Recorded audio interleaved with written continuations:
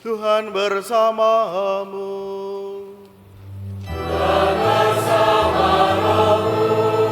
Inilah Injil suci menurut Lukas. Dimuliakanlah Tuhan.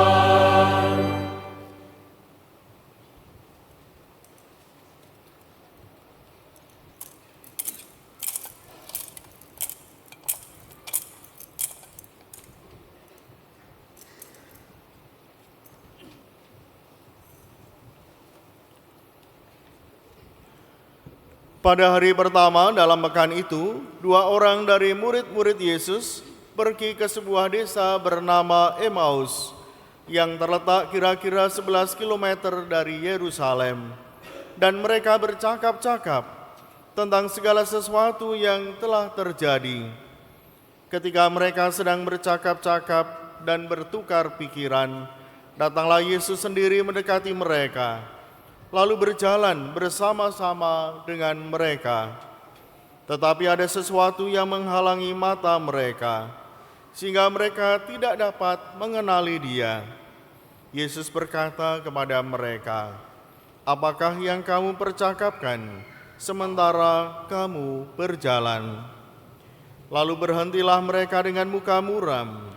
Seorang dari mereka namanya Kleopas menjawabnya, "Apakah engkau satu-satunya orang asing di Yerusalem yang tidak tahu apa yang terjadi di situ pada hari-hari ini?" Katanya kepada mereka, "Apakah itu?" Jawab mereka, "Apa yang terjadi dengan Yesus orang Nazaret? Dia adalah seorang nabi yang berkuasa dalam pekerjaan dan perkataan di hadapan Allah dan di depan seluruh bangsa kami. Tetapi imam-imam kepala dan pemimpin-pemimpin kami telah menyerahkan Dia untuk dihukum mati, dan mereka telah menyalibkannya. Padahal kami dahulu mengharapkan bahwa Dialah yang akan membebaskan bangsa Israel. Sementara itu telah lewat 3 hari sejak semuanya itu terjadi. Tetapi beberapa perempuan dari kalangan kami telah mengejutkan kami. Pagi-pagi buta, mereka telah pergi ke kubur dan tidak menemukan jenazahnya. Lalu mereka datang dengan berita bahwa telah kelihatan kepada mereka malaikat-malaikat yang mengatakan bahwa Yesus hidup. Beberapa teman kami pun telah pergi ke kubur itu dan mendapati sama seperti yang dikatakan perempuan-perempuan itu. Tetapi Yesus sendiri tidak mereka lihat. Lalu Yesus berkata kepada mereka, "Hai kamu orang bodoh, betapa lambannya hatimu untuk mempercayai segala sesuatu yang telah dikatakan para nabi. Bukankah Mesias harus menderita semuanya itu untuk masuk ke dalam kemuliaannya?"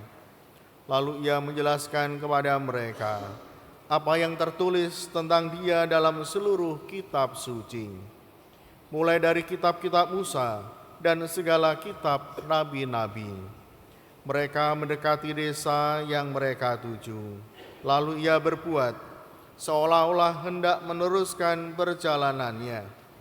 Tetapi mereka sangat mendesaknya, "Tinggallah bersama-sama dengan kami, sebab hari telah menjelang malam dan matahari hampir terbenam." Lalu masuklah Ia untuk tinggal bersama-sama dengan mereka.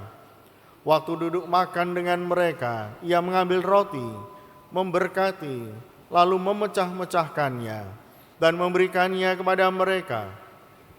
Ketika itu terbukalah mata mereka, dan mereka pun mengenali Dia.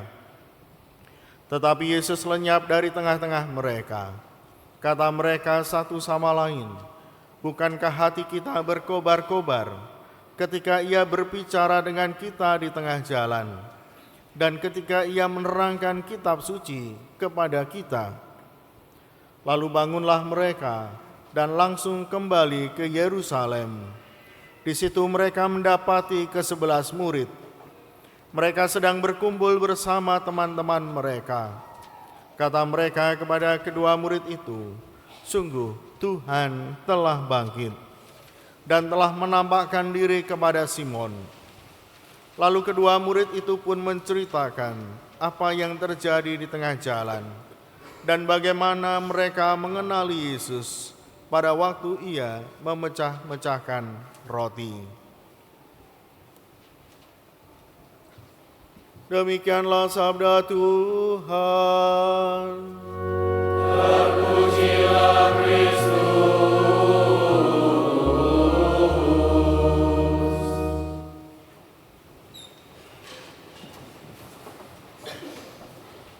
Bapak Ibu, para saudara-saudari yang dikasihi Tuhan, pada awalnya peristiwa kematian Yesus sulit untuk dipahami. Yesus mengalami kekalahan, padahal dia sudah dianggap sebagai putra Allah. Dia utusan Allah, bukan sekedar nabi, tapi dia pada akhirnya juga mati di kayu salib. Maka peristiwa kebangkitan tidaklah mudah untuk dipahami dengan cepat. Para murid membutuhkan waktu. Dan apa yang membuat mereka menjadi mengerti dan semakin percaya bahwa Yesus bangkit adalah kesaksian dari para murid itu sendiri. Di antara mereka ada yang datang ke makam, termasuk juga para wanita, termasuk Maria, Maria ibu Yakobus, kemudian juga Salome. Mereka datang ke makam. Lalu kemudian kesaksian dari dua orang murid yang pulang ke Emmaus.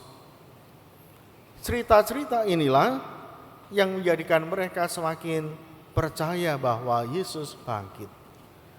Jadi iman mulai tumbuh ketika ada kesaksian-kesaksian yang mereka dengarkan. Dan akhirnya kesaksian itu mereka imani. Bapak Ibu, saudara-saudari, bisa dikatakan secara singkat bahwa iman itu bertumbuh berkembang di dalam persekutuan. Mungkin kemampuan masing-masing dari kita terbatas untuk menghayati iman kita, untuk mengerti tentang iman kita, mengerti tentang misteri Tuhan. Mungkin kita terbatas. Ada banyak kesibukan, ya, ada banyak batasan-batasan yang buat kita tidak cepat untuk paham. Tapi dengan mendengarkan kesaksian-kesaksian dan juga melihat ketekunan-ketekunan dari para murid yang lain, maka mereka saling dikuatkan. Mereka dikuatkan untuk tetap bersama. Bahkan dua orang murid yang pulang sudah putus asa akhirnya kembali. Mereka berkumpul kembali untuk saling menguatkan. Maka inilah yang menjadi kekuatan dari kehidupan iman kita, kehidupan rohani kita. Kalau kita tinggal dalam persekutuan, tinggal bersama dengan saudara-saudari kita yang lain, tinggal dalam persekutuan, bukan tinggal dalam satu rumah, ya. Tinggal dalam persekutuan, tinggal dalam kebersamaan. Bapak Ibu, saudara-saudari, persekutuan terkecil dalam hidup bersama sebagai keluarga gereja adalah lingkungan, ya. Kalau persekutuan terkecil bagi kita umat Kristiani adalah keluarga. Tapi sebagai persekutuan orang-orang beriman adalah lingkungan. Lingkungan adalah basis di mana kita tinggal membangun komunio, ya, persekutuan, kebersamaan. Maka lingkungan itu sungguh sangat penting. Saya menyadari itu. Maka lingkungan harus didukung.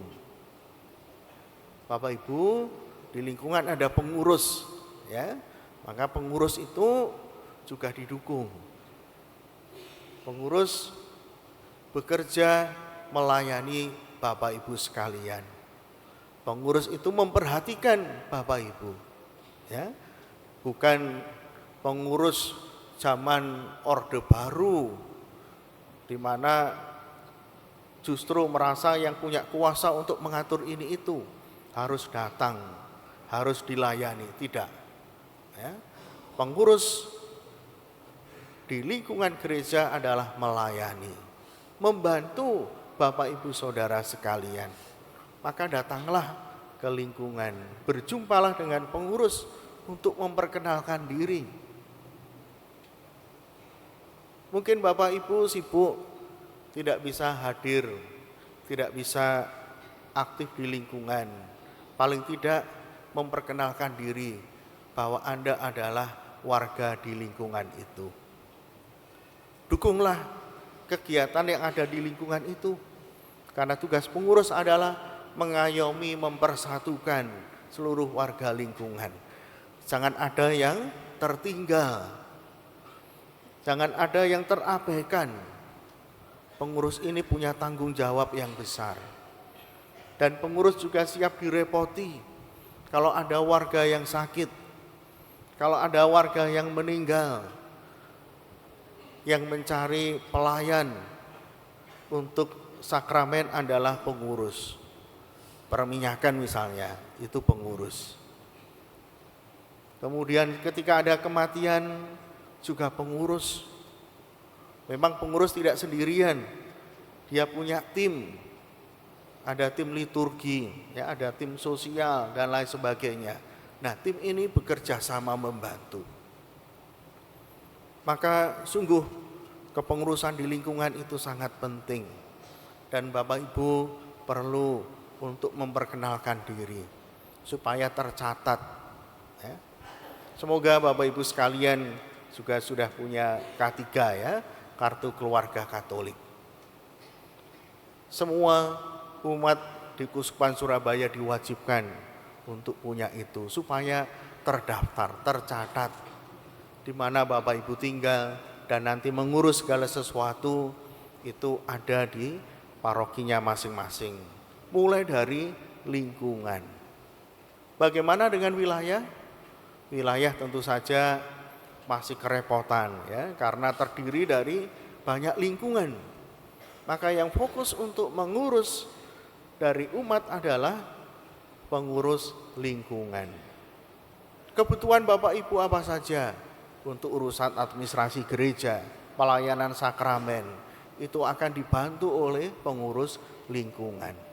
Jadi hargailah mereka dengan memperkenalkan diri, ya, supaya jika ada kegiatan, jika ada sesuatu yang nanti berguna bagi Bapak Ibu sekalian, Bapak Ibu bisa diberitahu. Juga ketika ada kegiatan bisa diundang. Ketika di paroki ada kegiatan dan begitu banyak kegiatan, Bapak Ibu juga mendapatkan informasinya. Karena informasi dari paroki itu masuknya adalah lewat pengurus. Dan pengurus wajib untuk menyebarkan, ya, informasi dari paroki, kegiatan-kegiatan apa saja yang ada di paroki dan hal-hal apa saja yang perlu diketahui oleh umat. Jadi pengurus memang juga harus aktif, ya, di handphonenya. Bukan hanya menerima informasi lalu disimpan untuk dirinya, tidak, tapi harus wajib dibagikan ke umatnya. Nah, Bapak Ibu kalau ada perlu dibantu oleh pengurus. Meskipun misalnya ketika ada kematian dan yang meninggal adalah saudaranya dari luar pulau, Bapak Ibu tidak perlu bingung, ya. Karena kalau urusan sakramen harus kembali ke parokinya di luar pulau, tentu akan susah, akan sulit. Mintalah bantuan kepada pengurus, nanti akan disiapkan. Akan dicarikan romonya atau asisten imam, akan disiapkan perlengkapannya untuk keperluan upacara kematian atau misa dan lain sebagainya. Pengurus sudah siap untuk itu. Dan mereka memang diberi tanggung jawab untuk melayani umat. Jadi jangan sungkan Bapak Ibu. Bapak Ibu, saudara-saudari yang dikasihi Tuhan, sekali lagi persekutuan yang bisa meneguhkan kita di tingkat dasar adalah persekutuan lingkungan. Boleh saja umat mengikuti atau aktif di persekutuan yang lain, di lingkungan paroki, di kelompok-kelompok kategorial, silahkan. Ada banyak kelompok di gereja Katolik yang juga menawarkan hal-hal yang baik untuk pembinaan rohani, pembinaan iman. Dan biasanya itu sangat membantu, banyak yang terbantu. Ada kelompok-kelompok pasutri, ya. Ada kelompok-kelompok orang muda, ada kelompok-kelompok persekutuan doa, ada kelompok-kelompok sosial, ada banyak sekali. Ada pembentukan karakter dan lain sebagainya. Nah, Bapak Ibu, saudara-saudari, memang iman itu perlu untuk senantiasa diperbaharui. Kita senantiasa perlu untuk belajar kembali. Dan ada banyak sarana yang bisa membantu kita untuk semakin bertumbuh dalam iman. Sekali lagi Bapak Ibu saudara-saudari, persekutuan akan membantu kita seperti halnya para murid. Jika mereka sendiri-sendiri, tentu gereja akan terpecah, gereja akan hancur. Tapi gereja diselamatkan, gereja menjadi utuh kembali dan berkembang karena para murid ini kembali bersatu, membangun persekutuan mereka. Dan mereka tidak berhenti pada persekutuan yang sudah ada. Mereka pun pergi melakukan misi. Para rasul juga pergi ke berbagai penjuru dunia untuk membangun persekutuan-persekutuan, di mana persekutuan itu dalam satu iman dan juga meneruskan apa yang sudah dilanjutkan oleh Yesus Kristus. Maka mereka tidak memisahkan diri dari persekutuan Rasul Petrus yang ditunjuk sebagai pemimpinnya. Mereka tidak membentuk gereja baru atau aliran baru, tapi mereka tetap bersama sebagai satu persekutuan. Maka Bapak Ibu saudara-saudari, perayaan Paskah boleh dirayakan dengan sukacita. Tapi hal yang penting adalah kita diingatkan kembali bahwa perayaan Paskah akan menjadi kekuatan bagi kita kalau kita hidup dalam persekutuan dengan sesama kita, dan itu akan saling menguatkan.